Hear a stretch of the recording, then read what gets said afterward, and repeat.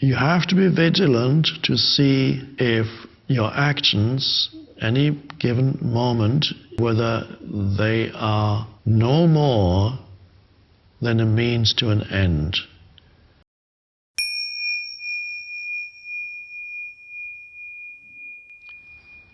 Another question. When we lose a form that represented abundance, do we resign ourselves to the loss, or should we take action to bring new forms of abundance into being?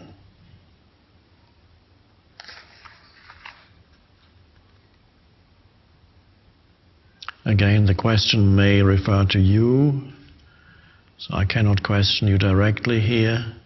Maybe you lost possessions, money, whatever, and the question is, do we resign ourselves to the loss, or should we take action to bring new forms of abundance into being? Well, you can resign yourself. It's not a question of either or. Whether or not you create more of the same, whatever it is. If you lost a house, whether you work to have another house, or if you lost investments, whether you work hard to create the same again, or whether you no longer are interested in doing that. In any case, resigning yourself to the loss applies in any case. If you don't do that, then you suffer, and then you build up negativity, and then the action you take is then based on negative reaction, and you can work very hard, and perhaps you'll recreate the same abundance, but it's not pleasant. So acceptance of what is always comes first, and then you're free to go on from there. Acceptance of loss, that's what is. Nothing is permanent in this world. It consists of gain and loss. Sooner or later, you have to let go. Acceptance comes first, and then there's a choice. If you enjoy the creation of abundant forms, whatever you do, why not carry on doing it? And very quickly you will probably create the same abundance. If you don't enjoy the doing, if the doing is only a means to an end because you need the money, you want to have the psychological security of money, you still haven't learned that it doesn't really work, then you just go through the same cycle again, and you won't be happy. You'll be compulsively working hard, trying to get your money back. So it's a question of, step one is acceptance of what is, because it is. Step two is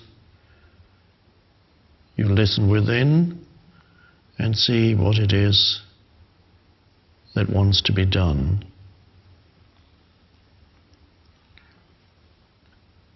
Perhaps you worked for 20 years, built up something, lost it. Do you want to work another 20 years or even 10 years or 10 years?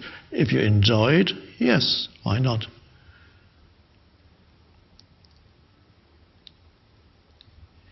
The important question in whatever you do is, what I'm doing primarily a means to an end, or is it primarily an end in itself?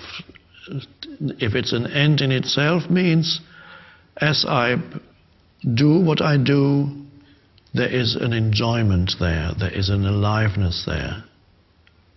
Yes, I know what I want to achieve, so that's why I'm saying primarily a means to an end, or primarily an end in itself. If your doing is not primarily an end in itself, then there's lack of enjoyment and lack of harmonious doing, and that's unconscious. And it it makes you unhappy, basically, even if you don't know it. Many unconscious people are unhappy and they are so unconscious they don't even know that they're unhappy, but because it's their normal state. Isn't everybody else the same?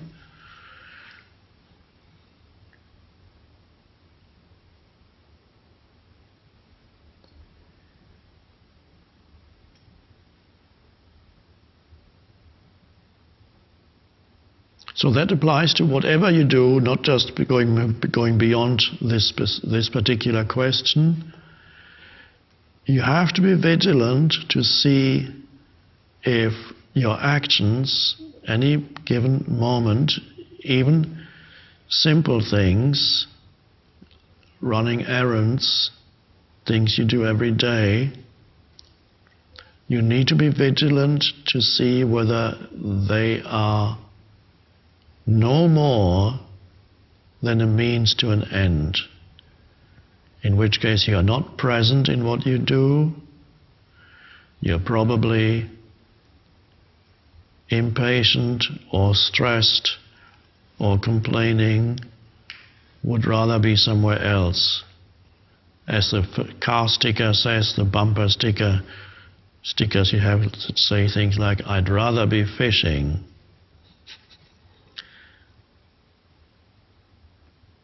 And if your mindset is, "I'd rather be," even when you're fishing, you won't be happy for very long, and then very quickly you'd rather be sitting in your car, driving somewhere exciting.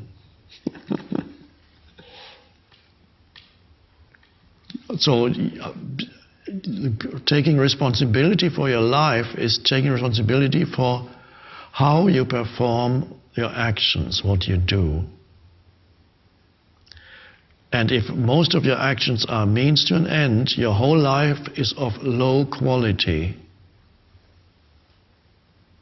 It lacks presence, and you're always looking out for the next moment which you think is going to be better. When it comes, is unfortunately only the present moment, which is never good enough. That's low quality life. The quality of your life, the way in which I use the term, is deeper than the conventional use of the term, although it's good to have the term at all, quality of life, because it implies that what determines the value of your life is not quantity, it's not how much you consume, how many things you own, or whatever, how many people you control in your job or your whatever. It's not quantity that determines the value of your life, it's quality. So in the conventional term, I'm glad that this term exists, it means how you whether you enjoy, whether you can go to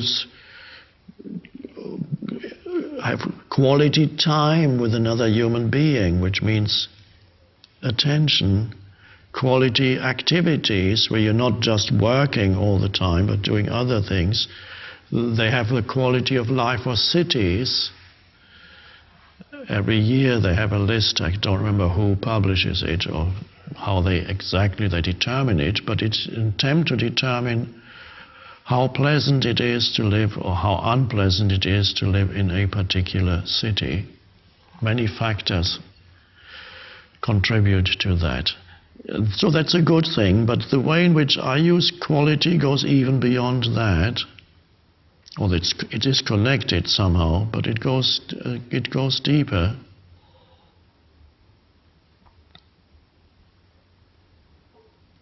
You can live in a city that's very low on the life quality list and lead a life of the highest quality,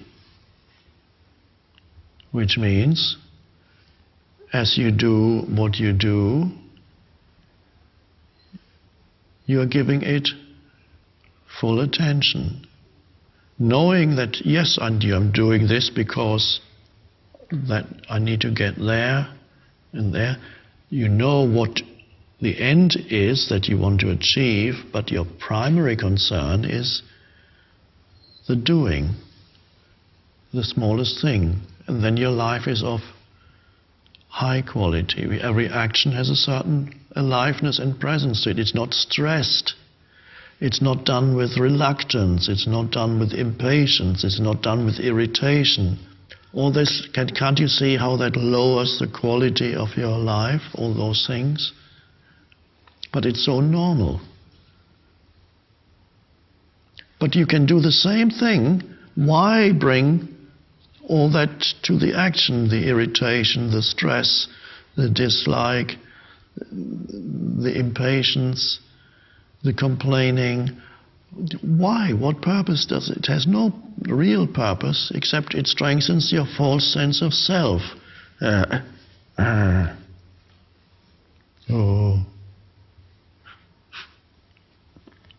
So you can see you have a choice. You can do the same. Even if you do nothing to change your life on the external level, let's say everything that you've been doing so far, you carry on doing it, but you bring a completely different, you take out all the resistance patterns from what you've been doing.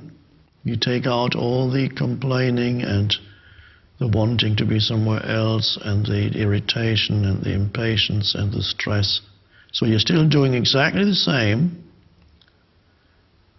and yet your life is completely transformed on the inside. An amazing thing. On the outside, at first, nothing has changed. You still do exactly the same.